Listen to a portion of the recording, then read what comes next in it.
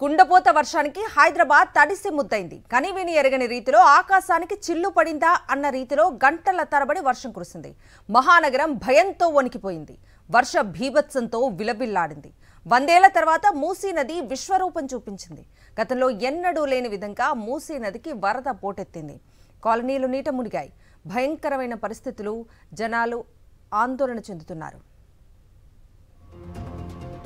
భారీ వర్షాలకు మూసీ మహోగ్ర రూపం దాల్చింది. 3 దశాబ్దాలుగా చూడని విధంగా మూసీ ఉప్పొంగి హైదరాబాద్ను ముంచింది. మహానగరంలో మూసీ పరివాహక ప్రాంతాలన్నీ నీట మునిగాయి. మూసీ నది మధ్యలోనే నిర్మించిన మహాత్మాగాంధీ బస్టాండ్ తొలిసారి మూసీ వరదలకు గురైంది. హఠాత్తుగా ఉస్మాన్ సాగర్, హిమాయత్ సాగర్ల నుంచి వరద పోటెత్తడంతో ఇమ్లీబన్ బస్టాండ్ నీట మునిగింది. బస్టాండ్కి ఎగువన ఉన్న పురాణాపూల్ వంతెన, దిగువన ఉన్న చాదర్ఘాట్ వంతెన, దిల్సుఖ్ నగర్ ప్రాంతంలో ఉన్న మూసారాంబాగ్ వంతెనపై నుంచి మూసీ ప్రవహించింది.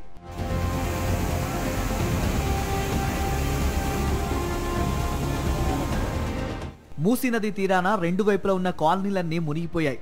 దీంతో అక్కడి ప్రజల్ని సమీపంలోని పాఠశాలలు, మసీదులకు తరలించారు. పురాణాపూల్ వద్ద మూసీ తీరంలో పలు ఆలయాలు కూడా నీట మునిగాయి. మూసీ నది ఇంతటి మహోగ్రంగా ప్రవహించడం తామెన్నడూ చూడలేదంటున్నారు అక్కడి స్థానికులు.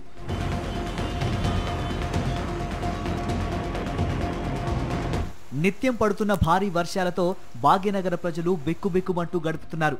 ఎప్పుడు ఏ ప్రమాదం ముంచుకొస్తుందోనని ఆందోళన చెందుతున్నారు.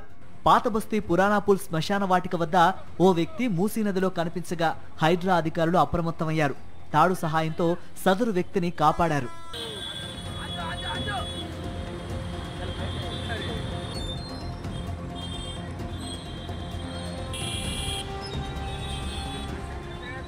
పురాణాపూల్ వద్ద మూసీ వరద ఉధృతి ప్రమాదకర స్థితిలో ఉండడంతో శివాలయంలో ఉన్న 3 ఆలయ సిబ్బందిని క్రేన్ సహాయంతో బయటకు తీసుకొచ్చారు హైడ్రా అధికారులు.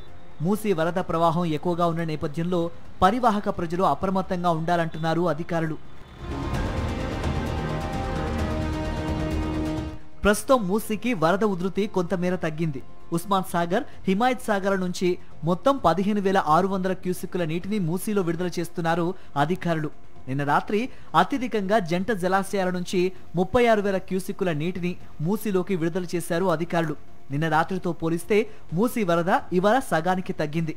జంట జలాశయాలకు ఎగువ నుంచి వస్తున్న ఇన్ఫ్లో తగ్గడంతో అవుట్ఫ్లో తగ్గించారు జలమండలి అధికారులు.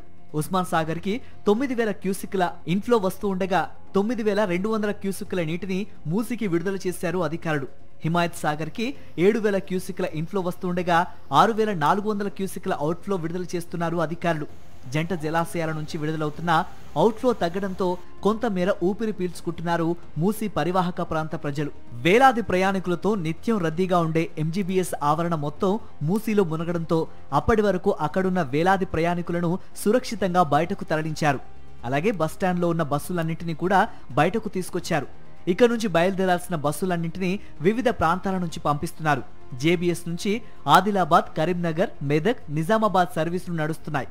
వరంగల్, హన్మకొండ బస్సులు ఉప్పల్ క్రాస్ రోడ్ నుంచి, సూర్యాపేట, నల్లగొండ, విజయవాడ సర్వీసులు ఎల్బీ నగర్ నుంచి, మహబూబ్ నగర్, కర్నూలు, బెంగళూరు బస్సులు ఆరాంఘర్ నుంచి వెళ్తున్నాయి.